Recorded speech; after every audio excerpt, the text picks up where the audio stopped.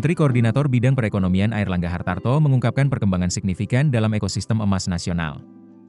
Menurut Airlangga, stok emas yang dikelola PT Pegadaian terus meningkat sejak pemerintah meresmikan kegiatan bullion ban atau ban emas pada 26 Februari 2025. Saat layanan tersebut pertama kali diluncurkan, Pegadaian disebut memiliki stok sekitar 7 ton emas.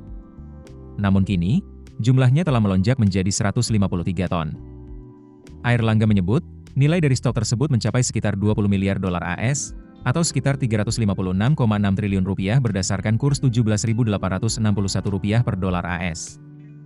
Angka ini bahkan disebut lebih besar dibandingkan nilai ETF emas di India, yang berada di kisaran 17 hingga 18 miliar dolar AS. Artinya, perkembangan bisnis emas di Indonesia mulai menunjukkan skala yang semakin besar.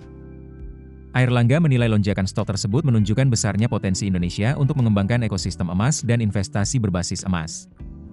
Indonesia bahkan dinilai memiliki peluang untuk melampaui negara-negara yang selama ini lebih unggul dalam pengembangan ekosistem bullion. Salah satunya adalah Singapura. Menurut Airlangga, dengan berkembangnya bullion bank di Indonesia, posisi tersebut mulai berubah. Lantas, sebenarnya apa yang dimaksud dengan ban emas atau bullion? Ban emas merupakan lembaga keuangan yang secara khusus mengelola berbagai transaksi dan kegiatan usaha yang berkaitan dengan emas. Kegiatannya dapat mencakup penjualan, pembelian, investasi, hingga pembiayaan berbasis emas. Di Indonesia, kegiatan usaha bullion berada di bawah pengawasan Otoritas Jasa Keuangan atau OJK. Aturannya tertuang dalam Peraturan OJK Nomor 17 Tahun 2024 tentang penyelenggaraan kegiatan usaha bullion. Dalam aturan tersebut, kegiatan bullion dapat mencakup simpanan emas, perdagangan emas, pembiayaan emas, hingga penitipan emas. Pengembangan ekosistem emas ini menjadi semakin relevan di tengah ketidakpastian ekonomi global.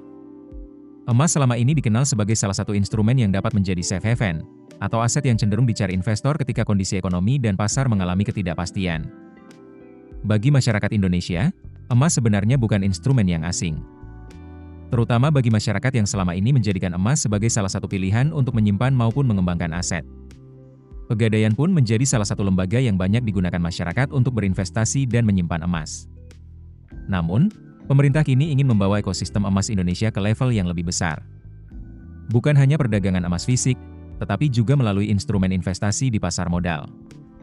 Dan langkah tersebut mulai terlihat dari peluncuran ETF emas di Bursa Efek Indonesia.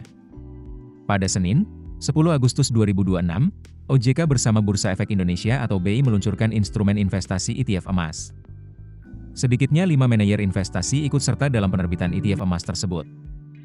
Mereka adalah Trimegah Asset Management, BRI Manajemen Investasi, Mandiri Manajemen Investasi, Shailendra Capital, dan Indo Premier Investment Management. Ketua Dewan Komisioner OJK, Friederika Widyasari Dewi, menyebut ETF emas sebenarnya sudah menjadi cita-cita yang direncanakan sejak 10 hingga 15 tahun lalu. Namun, saat itu kondisi regulasi dan infrastruktur pasar belum memungkinkan. Kini, setelah adanya perubahan undang-undang, kesiapan regulasi, serta infrastruktur pasar, Indonesia dinilai sudah siap mengembangkan instrumen tersebut. ETF emas juga disebut menjadi bagian dari upaya memperluas pasar bullion domestik. Menariknya, ETF emas yang diluncurkan di BI juga telah mendapatkan kesesuaian dengan prinsip syariah berdasarkan Fatwa Dewan Syariah Nasional Majelis Ulama Indonesia atau DSN MUI. Jadi, perkembangan ini menunjukkan bahwa bisnis emas Indonesia kini tidak lagi hanya berbicara soal emas batangan yang disimpan masyarakat. Ekosistemnya mulai diperluas dari simpanan emas, perdagangan, pembiayaan, hingga investasi melalui pasar modal. Download aplikasi Kontan sekarang di App Store atau Play Store.